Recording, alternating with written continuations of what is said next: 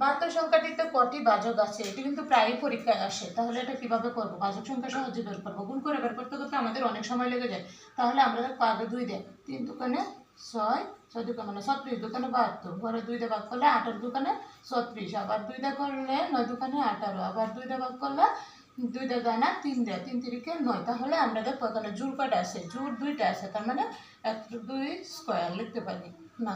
2 এখানে কয়টা আছে? 3টা, 3 কিউব দিলাম। তারপর পূরণ এখানে 3 আছে 2টায়, 3 স্কোয়ার।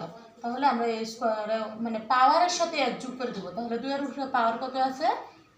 3 যোগ 1। এই যে এই 2 বাদ যাবে, পূরণ এখানে 3 বাদ যাবে, পাওয়ারের সাথে 1 যোগ করে দেবো, পাওয়ার যোগ 1, তার মানে এখানে। তাহলে 3 আর 1 4, পূরণ এখানে 2 আর 1 যোগ করলে 3, এই দুটো পূরণ করে যা হবে তাই। 3 4 12, এই 12টি ভাজক আছে, এটাই অ্যান্সার আমাদের। এটা সহজ পদ্ধতি।